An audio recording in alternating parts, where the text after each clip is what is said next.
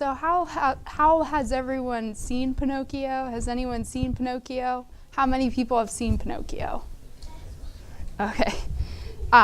So some of the characters in Pinocchio are Geppetto, which is the creator. He creates Pinocchio. Like, it's a puppet, and he creates him. And one night he wishes on a star for him to become real. And he becomes real. And the fairy says that he has to do 3 things to be real, to stay real. And that is to be brave, to be honest, and to be unselfish.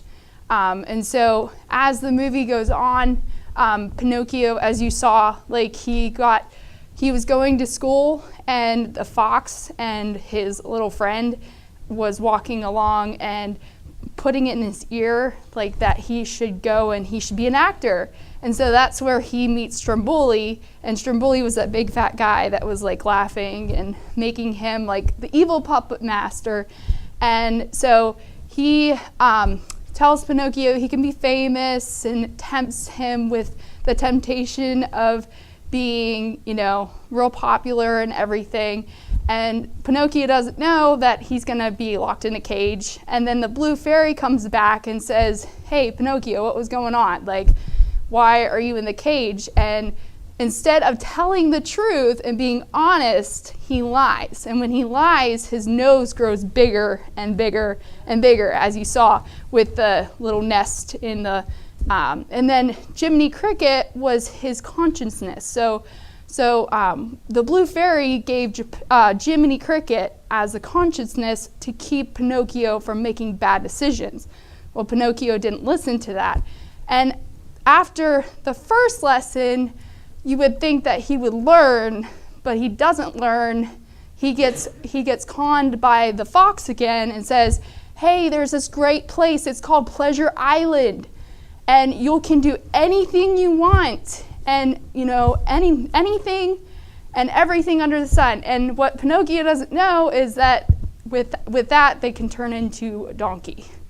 And so Pinocchio gets out. Jiminy gets him out. His consciousness gets him out of Pleasure Island once they realize what is happening there. And then after that, he goes and he tries to find Geppetto. And Geppetto's searching for Pinocchio, and he gets swallowed by a whale, and Pinocchio gets swallowed by a whale. And then Pinocchio has this great idea that he will start a fire in the belly of the fish. And so he does, and the fish spits him out. And Pinocchio at first is not real. He's back to the wooden little puppet that he is. And because he wasn't being honest, he wasn't being brave, or he wasn't being unselfish until the fish. And then the blue fairy comes back and she makes him a real boy. But so there's 3 lessons here that we can learn from this. You want to move the slide down? Okay, so there's a little activity with honesty, and I'm going to ask my husband to come up and do this. Okay. So he's going to tell either a truth or a lie, and if he tells a lie, someone's going to hold up this stick on his nose, okay, to help it grow bigger. Because with lying, there's a disfigure quality about dishonesty, okay? So, how'd you get here today? I walked today.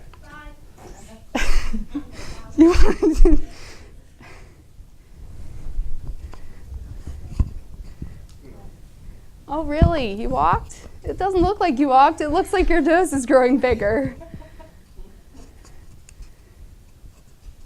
Of course I did.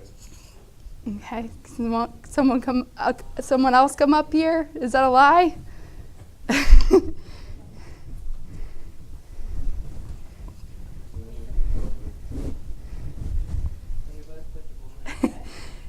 If you walked, then how did you not get wet? I wore a raincoat. Is that a lie? Yeah.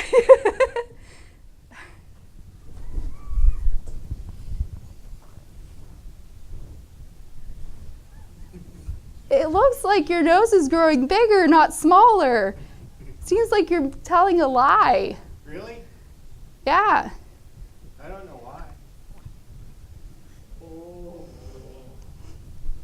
So you walked in the rain and with a raincoat. Yep. And then where is the raincoat? It's in my car.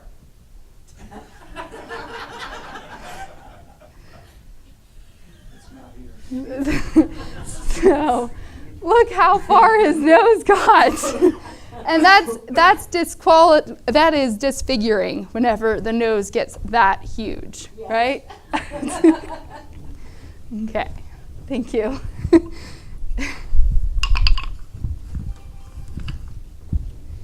Okay, so the fairy says, a lie keeps growing until it's plain as the nose on your face. So Pinocchio, after that lesson, after his nose grows, he understands that dishonesty is bad quality, so he should tell the truth. So he starts telling the truth, but then he's faced with another temptation, and that is selfishness. And Philippians 2:3-4 says, don't be selfish. Don't try to impress others. Be humble, thinking of others as better than yourselves.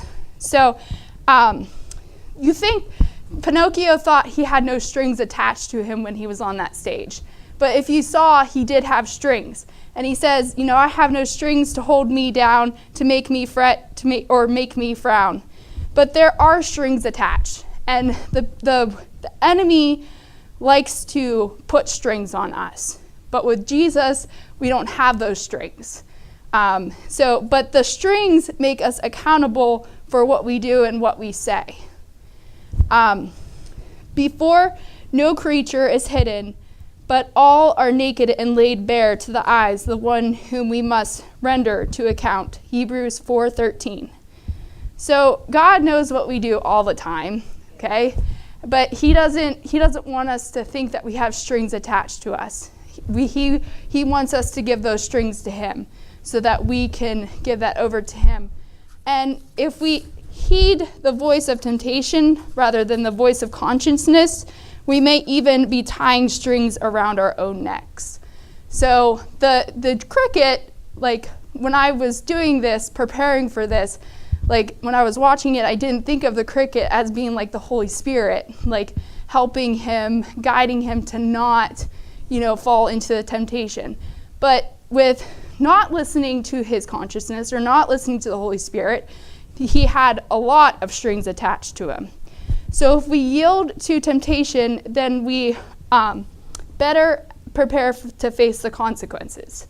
So the fox, when I was doing this also, I was thinking about each character as like in the Bible, and the fox would resemble like Satan, trying to put like in your ear, like, oh, if you want to be famous, go to this, or if you want all pleasure, go to Pleasure Island. There's nothing wrong with it.